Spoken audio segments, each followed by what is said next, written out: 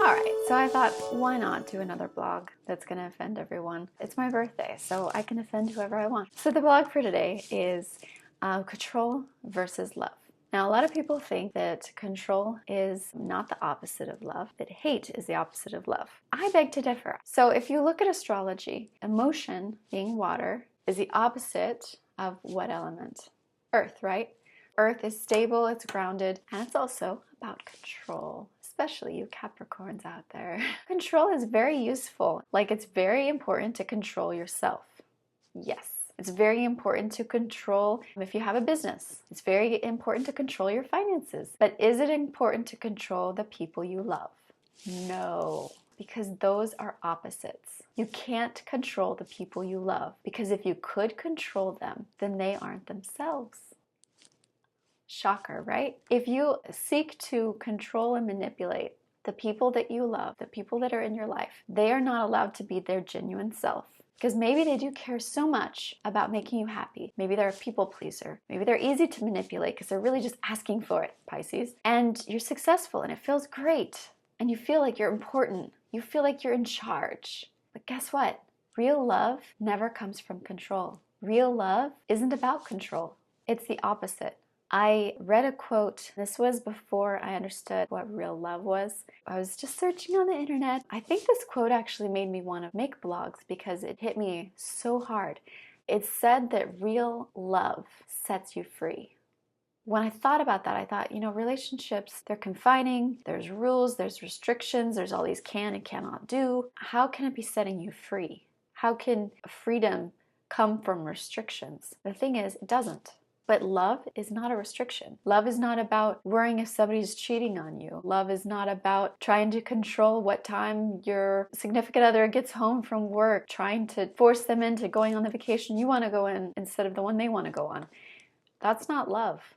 Love is allowing somebody to blossom like a flower. Love is wanting and seeking for someone that is so interesting to you, for them to become everything that they can be. Love is a support. You are supporting and holding up their true identity. You're not controlling them, you're supporting them. You would never seek to alter them in any way to become what you want them to be, because then they are nothing more than a shadow of you until they realize that they're suffocating and they have to get out of there. Then you're left wondering, why don't they love me anymore? Honestly, if you loved them, you would have never wanted them to be anything except themselves. I mean, when you meet them in the first place, what are you thinking? Oh, that's somebody I can control. You'd be better suited if you actually liked pizza instead of sushi. And I'm going to just be the person to make you do that. I know that's a stupid example, but another thing I was thinking about in regards to this topic is parenting in regards to religion. This is where I'm going to irritate everyone here. Okay, it's great to believe what you want to believe. I believe in astrology. Other people believe in this or that. That is great. But there's just one thing to think about. For everyone that has a belief system that is very strong, especially fundamental, where the rules and restrictions are so heavy, something to think about here. Whatever got you into the faith in the first place, I hope it was your choice.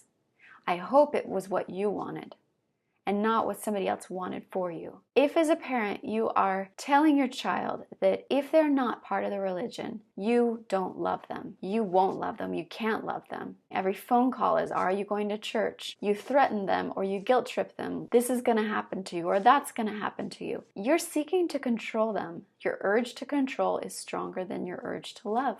I'm sorry, but that is the truth of the situation. It's okay for you to believe in your heart that you need to be a certain way in order for you to like yourself. But that does not mean that you have the right to take away any person's individuality. If you look at the news, when you take this to the extreme, this is where you get into something called an honor killing. A brother will kill a sister, a father will kill a daughter, a family will stone to death somebody who has made choices in their life that that person does not agree with.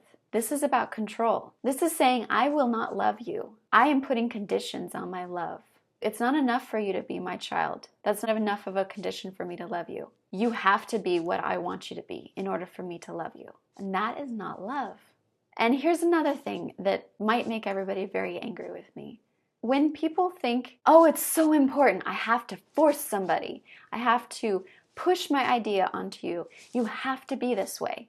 And this can be anything from a religion to a certain diet to being vegan or whatever lifestyle choices everyone has.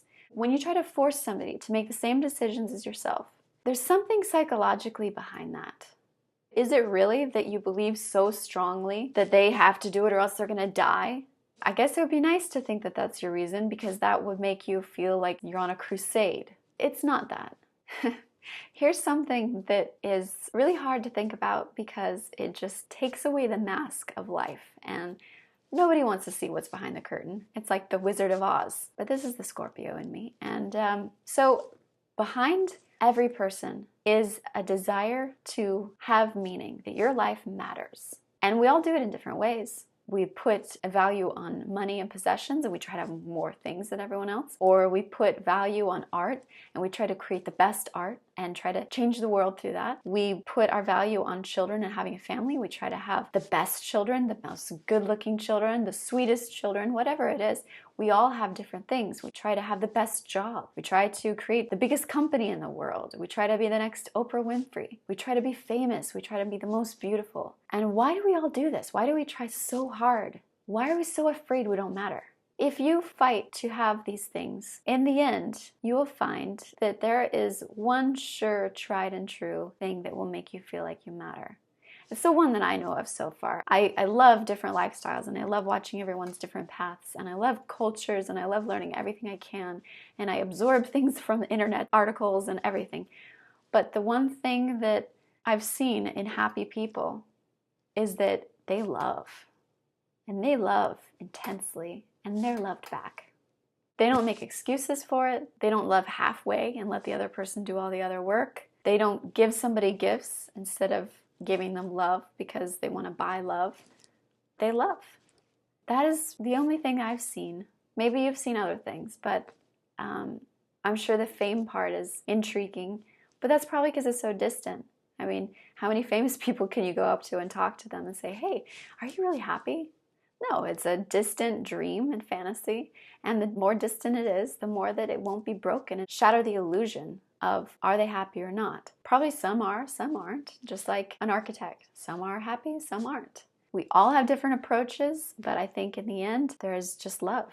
So I was talking to a friend. She said, well, you can't be running a Fortune 500 company and be happy. I said, well, why? She said, well, because the very thing that leads you to be successful is being ruthless. In your home life, in your private life, if you're ruthless, you'll be miserable. And I said, well, I guess that's right.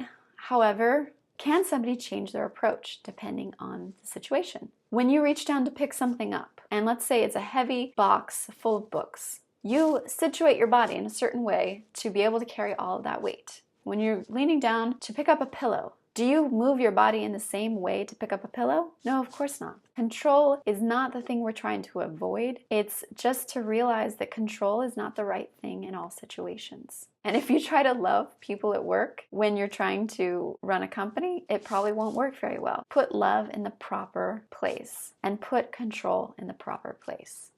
Don't mix them up. That's it. All right, see you guys for the next blog.